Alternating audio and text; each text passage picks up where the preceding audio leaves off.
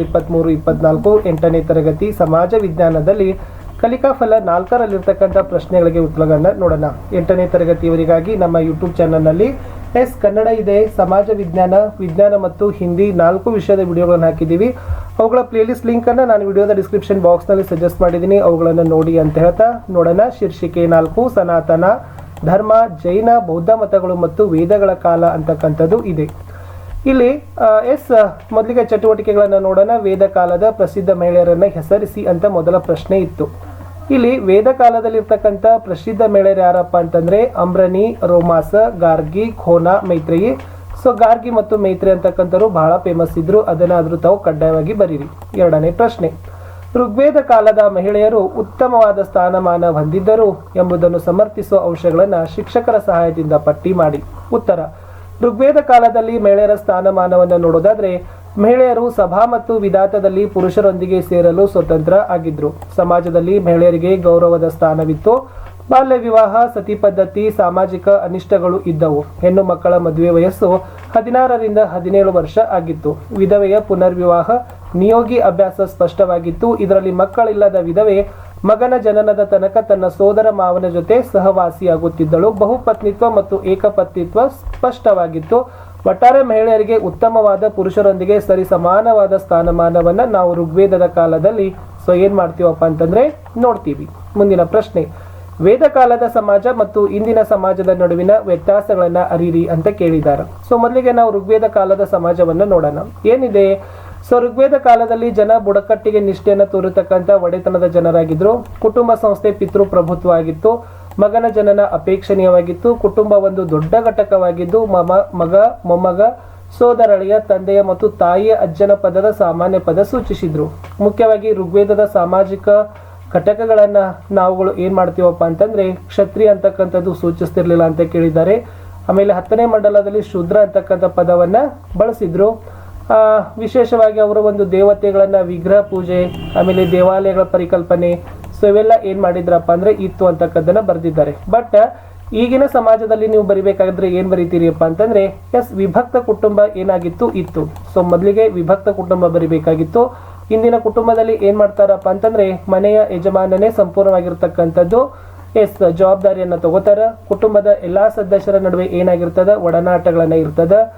ಜನ ಏನ್ ಮಾಡ್ತಾರಪ್ಪ ಅಂದ್ರೆ ಹೆಚ್ಚು ಜನ ಇರ್ತಕ್ಕಂಥದ್ದು ಇಷ್ಟಪಡೋದಿಲ್ಲ. ಕುಟುಂಬದಲ್ಲಿ ಇರ್ತಕ್ಕಂಥದ್ದು ಕಡಿಮೆ ಜನರ ಜೊತೆಗೆ ಅವರು ಒಡನಾಟವನ್ನ ಬಯಸ್ತಾರೆ. ಕಡಿಮೆ ಜನ ಅಂತಕ್ಕದ್ದು ಬರೆಸ್ತಾರೆ. ನೆಕ್ಸ್ಟ್ ಮುಂದೆ ಏನ್ ಬರಿಬೇಕಪ್ಪ ಅಂದ್ರೆ ವೈಯಕ್ತಿಕತೆ ಅಂತಕ್ಕಂಥದ್ದು ಬರಿಬೇಕು. ಇಂಡಿವಿಜುವಾಲಿಟಿ ಅಂತ ಕರೀತಾರೆ. ಯಾಕಂದ್ರೆ ಇಂದಿನ ಸಮಾಜದಲ್ಲಿ ಸಾಮೂಹಿಕ ಎಲ್ಲರೂ ಬೇಡ. ಕೇವಲ ಏನ್ ಮಾಡಿ ವೈಯಕ್ತಿಕವಾಗಿರ್ತಕ್ಕಂಥ ಬದುಕು ಅಷ್ಟೇ ಏನ್ ಮಾಡ್ತಾರಪ್ಪ ಅಂದ್ರೆ ಇಂದಿನ ಸಮಾಜದಲ್ಲಿ ಇತ್ತು ಅಂತಕ್ಕಂಥದ್ದು. ಇದನ್ನ ಈ 4 ಅಂಶಗಳನ್ನು ನೀವು ಏನ್ ಮಾಡ್ಬೇಕಾಗಿತ್ತು ಬರಿಬೇಕಿತ್ತು. ಮುಂದಿನ ಪ್ರಶ್ನೆ, ಆಧುನಿಕ ಭಾರತದ ಐಕ್ಯತೆಗೆ ಮತ್ತು ಸಮಗ್ರತೆಗೆ ಜಾತಿ ವ್ಯವಸ್ಥೆ ಧಕ್ಕೆ ತರುತ್ತಿದೆ ಅಂತಕ್ಕಂಥ ಅಂಶಗಳನ್ನು ಚರ್ಚಿಸಿ ಬರೆಯಿರಿ ಅಂತ ಕೇಳಿದ್ದಾರೆ. ಗ್ರಾಮೀಣ ಪ್ರದೇಶ ಮತ್ತು ಸಣ್ಣ ಪಟ್ಟಣಗಳಲ್ಲಿ ಜಾತಿ ಪದ್ಧತಿ ಇನ್ನೂ ಪ್ರಬಲವಾಗಿದೆ. ಭಾರತದ ರಾಜಕಾರಣದಲ್ಲಿ ಜಾತಿ ಪ್ರಮುಖ ಅಂಶವಾಗಿದೆ. ಭಾರತ ಸರ್ಕಾರ ಜಾತಿ ಮತ್ತು ಉಪಜಾತಿಗಳನ್ನು ಅಧಿಕೃತವಾಗಿ ದಾಖಲಿಸಿ ಅದರ ಮೂಲಕ ಪ್ರಾಥಮಿಕವಾಗಿ ಶಿಕ್ಷಣ ಮತ್ತು ಉದ್ಯೋಗದಲ್ಲಿ ಮೀಸಲಾತಿ ಕೊಟ್ಟಿದೆ. ಆಮೇಲೆ ಭಾರತದ ಮೀಸಲಾತಿ ಪದ್ಧತಿ ವ್ಯಾಪ್ತಿ ಸೀಮಿತವಾಗಿದ್ದರೂ ಸಂಪೂರ್ಣವಾಗಿ ಹಕ್ಕನ್ನ ಅದರ ಪಾಲನ್ನ ಜನ ತೆಗೆದುಕೊಂಡಿದ್ದಾರೆ.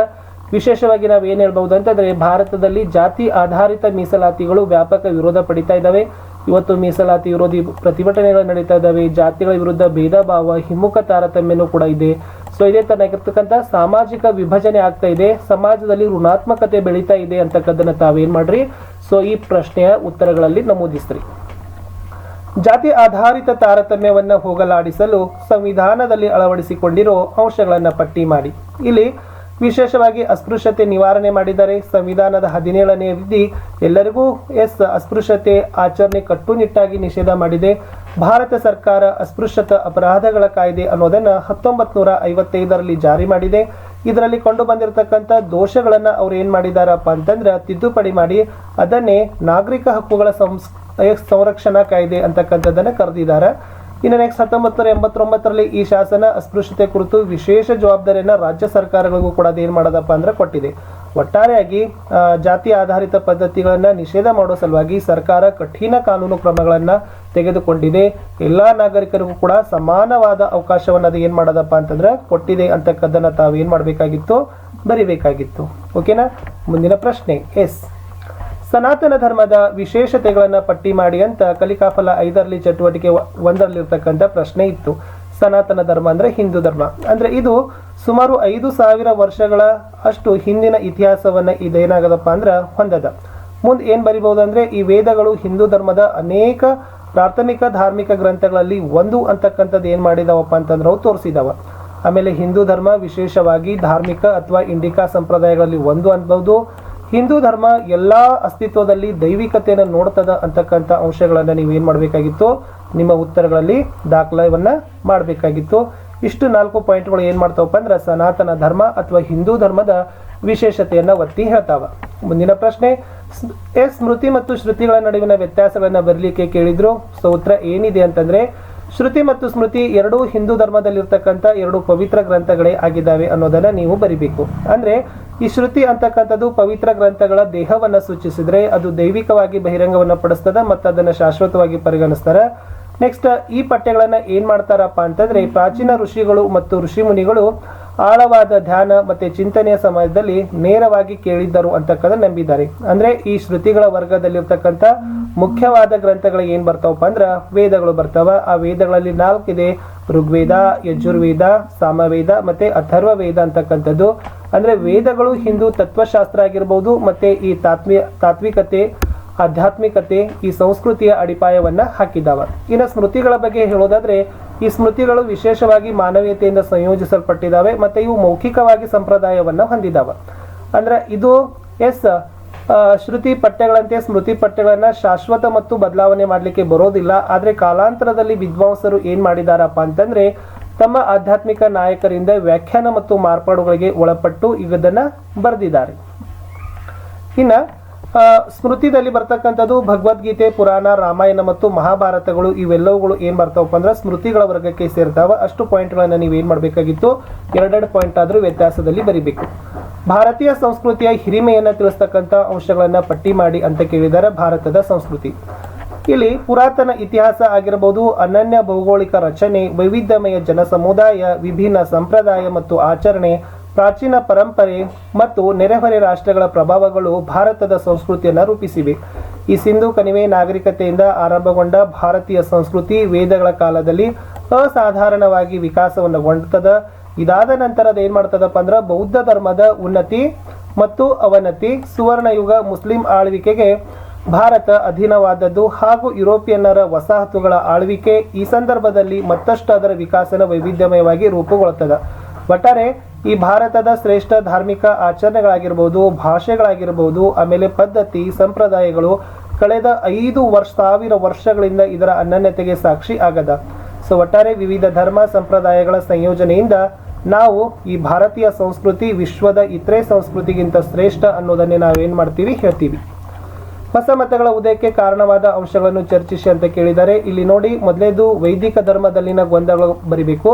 ಪುರೋಹಿತ ವರ್ಗದ ಪರಮಾಧಿಕಾರ 2ನೇ ಪಾಯಿಂಟು, ಪ್ರಾಣಿ ಬಲಿ ಅಂತಕ್ಕಂಥದ್ದು 3ನೇ ಪಾಯಿಂಟು, ಮಂತ್ರಗಳ ಪಠನ, ನೆಕ್ಸ್ಟ್ ಜಾತಿ ಪದ್ಧತಿ, ಆಮೇಲೆ ಮಹಾನ್ ವ್ಯಕ್ತಿಗಳ ಜನನ, ಇವೆಲ್ಲ ಏನ್ ಮಾಡ್ತಾವಪ್ಪ ಅಂತಂದ್ರೆ ಭಾರತದಲ್ಲಿ ಹೊಸ ಮತಗಳ ಉದಯಕ್ಕೆ ಕಾರಣವನ್ನ ತಂದು ಕೊಟ್ಟಿದ್ದಾವ ಅನ್ನೋದನ್ನ ಅಂಶಗಳನ್ನ ಬರೀರಿ. ಇನ್ನು ಮುಂದಿನ ಪ್ರಶ್ನೆ ಇತ್ತು, ಅಂಗುಲಿಮಾಲ ಮತ್ತು ಬುದ್ಧನ ನಡುವೆ ನಡೆದ ಸಂವಾದವನ್ನ ಬರೆಯಿರಿ. ಇಲ್ಲಿ ಅಂಗುಲಿಮಾಲ ಒಬ್ಬ ಕೊಲೆಗಾರ 101 ಜನರನ್ನ ಕೊಂದು ತನ್ನ ಹೆಬ್ಬರಳುಗಳನ್ನ ಕತ್ತರಿಸಿ ತನ್ನ ಕೊರಳಿಗೆ ಮಾಲೆಯಂತೆ ಧರಿಸುವುದಾಗಿ ಶಪಥ ಮಾಡಿದ್ದ. ಬಟ್ ಒಂದು ದಿನ ಗೌತಮನಿಗೆ ಹಳ್ಳಿಗೆ ಬಂದಾಗ ಅವನು ಆ ದಾರಿಯಲ್ಲಿ ಹೋಗಬೇಕಾಗಿತ್ತು. ಗೌತಮನು ಕೊಲೆಗಾರರನ್ನು ಹೇಗೆ ಋಷಿಯನ್ನಾಗಿ ಪರಿವರ್ತಿಸಿದ ಅನ್ನೋದನ್ನ ಕಥೆ ಇದೆ. ಸೊ ಅದನ್ನೇ ತಾವು ಚಿಕ್ಕದಾಗಿ ಏನ್ ಮಾಡಿ ಅಂತಂದ್ರೆ ಒಂದು ಸಂಭಾಷಣೆ ರೂಪದಲ್ಲಿ ಬರಲಿಕ್ಕೆ ಪ್ರಯತ್ನವನ್ನ ತಾವು ಮಾಡಿ. ಮುಂದಿನ ಪ್ರಶ್ನೆಗೆ ಹೋಗೋಣ. ಪ್ರಶ್ನೆ ಸಂಖ್ಯೆ ಇತ್ತು, ಬುದ್ಧ ಮತ್ತು ಮಹಾವೀರನ ಬೋಧನೆಗಳಿಂದ ನಿಮ್ಮ ಜೀವನದಲ್ಲಿ ಯಾವ ಮೌಲ್ಯಗಳನ್ನು ಅಳವಡಿಸಿಕೊಳ್ತೀರಿ? ಸೊ ವಿಶೇಷವಾಗಿ ಸತ್ಯ, ಅಹಿಂಸಾ, ಅಸ್ಥೇಯ, ಅಪರಿಗ್ರಹ ಬರ್ತದ ಅಥವಾ ಬರಿಬೇಡಿ. ಬಟ್ ಸತ್ಯ, ಅಹಿಂಸೆ ಮತ್ತು ಅಸ್ಥೇಯ ಅಂತಕ್ಕಂಥದ್ದಾದ್ರೂ ತಾವು ಕಡ್ಡಾಯವಾಗಿ ಇಷ್ಟು ಜೀವನದಲ್ಲಿ ಮೌಲ್ಯಗಳನ್ನ ವೈಯಕ್ತಿಕವಾಗಿ ನೀವುಗಳಾಗಿರ್ಬೋದು ನಾವುಗಳು ಅವುಗಳನ್ನ ಮೈಗೂಡಿಸಿಕೊಂಡ್ರೆ ವಿಶೇಷವಾಗಿ ನಮ್ಗೆ ಏನಾಗ್ತದಪ್ಪ ಅಂದ್ರೆ ತುಂಬಾನೇ ಜೀವನದಲ್ಲಿ ನಾವು ಉದ್ಧಾರಕರಾಗ್ತೀವಿ, ಮಾನವರನ್ನಾಗಿ ಬೆಳಿತೀವಿ. ಮುಂದಿನ ಪ್ರಶ್ನೆ, ಬೌದ್ಧ ಮತ್ತು ಜೈನ ಧರ್ಮದ ಬೋಧನೆಗಳಲ್ಲಿ ಇಂದಿಗೂ ಪ್ರಸ್ತುತವಾಗಿರುವ ಮೌಲ್ಯಗಳನ್ನು ಪಟ್ಟಿ ಮಾಡಿ. ಬೌದ್ಧ ಮತದ ಬೋಧನೆಗಳು, ಜೈನ ಮತದ ಬೋಧನೆಗಳು, ಮೌಲ್ಯಗಳು. ಇಲ್ಲಿ ಮೌಲ್ಯಗಳು ಬರಿಬೇಕಾದ್ರೆ ಸತ್ಯ ಬರೀರಿ, ಅಹಿಂಸೆ ಬರೀರಿ, ಆಮೇಲೆ ಅಸ್ಥೇಯ ಬರೀರಿ, ಅಪರಿಗ್ರಹ, ಈ 4 ಅಂಶಗಳು ಮೌಲ್ಯಗಳಲ್ಲಿ ಬರೀರಿ. ಇಲ್ಲಿ ಜೈನ ಮತದ ಬೋಧನೆಗಳಲ್ಲಿ ನಿಮಗೆ ಗೊತ್ತಿದೆ, ವಿಶೇಷವಾಗಿ ಅದನ್ನು ದುಃಖದ ಬಗ್ಗೆ ಹೇಳಿದ್ದಾರೆ, ಅವಿದ್ಯೆ ಅಂದರೆ ಅನಕ್ಷರತೆ ಬಗ್ಗೆ ಹೇಳಿದ್ದಾರೆ. ನೆಕ್ಸ್ಟ್ ದುಃಖ ನಿರೋಧ ಅಂತ ಇದೆ, ದುಃಖ ನಿರೋಧಗಾಮಿನಿ ಪ್ರಣಿಪತ್ ಅಂತಕ್ಕಂಥದ್ದು ಈ ಬೌದ್ಧನ ಬೋಧನೆಗಳಿದ್ದಾವೆ. ನಿಮ್ಮ ಪುಸ್ತಕದಲ್ಲಿ ಅವುಗಳನ್ನು ಇನ್ನಷ್ಟು ಕೊಟ್ಟಿದ್ದಾರೆ, ಅದನ್ನು ಸಹಿತ ಬರೆದ್ರೂ ಕೂಡ ತಪ್ಪಾಗೋದಿಲ್ಲ. ಬಟ್ ಇನ್ನು ಜೈನ ಧರ್ಮದ ಬೋಧನೆಗಳಲ್ಲಿ ಬಂದಾಗ ನೀವೇನು ಮಾಡಬೇಕು, ಅಲ್ಲಿ ಸತ್ಯ, ನೀತಿ, ಉತ್ತಮ ನಡವಳಿಕೆಗೆ ಹೆಚ್ಚಿನ ಪ್ರಾಧಾನ್ಯತೆ, ಅಹಿಂಸೆ ಮತ್ತು ದಯೆ ಅಂತಕ್ಕಂಥ ಮೂಲ ಸೂತ್ರ, ಜಗತ್ತು ಮತ್ತು ಜೀವ ಅನಾದಿ, ಜೀವರುಗಳ ಹುಟ್ಟು, ಸಾವು, ಸುಖ ದುಃಖಗಳಿಗೆ ಕರ್ಮ ಕಾರಣ ಅಂತಕ್ಕಂಥ ಅಂಶಗಳನ್ನು ನೀವು ಬರಿಬೇಕು.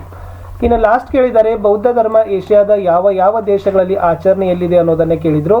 ಸೊ ವಿಶೇಷವಾಗಿ ತಮ್ಮೆಲ್ಲರಿಗೂ ಕೂಡ ಗೊತ್ತಿದೆ ಏನಪ್ಪ ಅಂತಂದರೆ ಜೈನ ಧರ್ಮ ಬೌದ್ಧ ಧರ್ಮ ಅದು ಏಷ್ಯಾದಲ್ಲಿರ್ತಕ್ಕಂಥದ್ದು. ಎಲ್ಲೆಲ್ಲಿ ಹರಡಿಕೊಂಡಿತ್ತಂದರೆ ಸೊ ಅದು ನಿಮಗೆ ಗೊತ್ತಿದೆ, ಭಾರತ ಇದೆ, ಶ್ರೀಲಂಕಾ ಇದೆ, ಅಫ್ಘಾನಿಸ್ತಾನ್ ಇದೆ, ಚೀನಾ ಇದೆ, ಮಂಗೋಲಿಯಾ, ಓಕೆನಾ, ಕೊರಿಯಾ ಇದೆ, ಜಪಾನ್ ಇದೆ, ಆಮೇಲೆ Thailand, Cambodia, Vietnam, Burma, Bhutan, Bangladesh, ಇವೆಲ್ಲ ದೇಶಗಳನ್ನು ನೀವೇನು ಮಾಡಬೇಕಾಗಿತ್ತು, ಬರಿಬೇಕಾಗಿತ್ತು. ಇಷ್ಟಿತ್ತು ಸ್ನೇಹಿತರೆ 8ನೇ ತರಗತಿಯ 4ನೆಯ ಕಲಿಕಾ ಫಲದಲ್ಲಿ ಸಮಾಜ ವಿಜ್ಞಾನದಲ್ಲಿ ಎಲ್ಲ ಪ್ರಶ್ನೆಗಳಿಗೆ ಉತ್ತರಗಳನ್ನು ನಾನು ನಿಮಗೆ ತಿಳಿಸಿಕೊಟ್ಟಿದ್ದೀನಿ. ಸೊ ದಯಮಾಡಿ ನಮ್ಮ ವಿಡಿಯೋಗಳನ್ನು ತಾವು ಹೆಚ್ಚು ಲೈಕ್ ಮಾಡಬೇಕು, ನಿಮ್ಮ ಫ್ರೆಂಡ್ಸ್ ಸರ್ಕಲ್ಗೆ ಶೇರ್ ಮಾಡಲಿಕ್ಕೆ ಮರಿಬಾರ್ದು. ಫಸ್ಟ್ ಟೈಮ್ ವಾಚ್ ಮಾಡ್ತಿದ್ರೆ ಸಬ್ಸ್ಕ್ರೈಬ್ ಜೊತೆಗೆ ಬೆಲ್ ಐಕಾನ್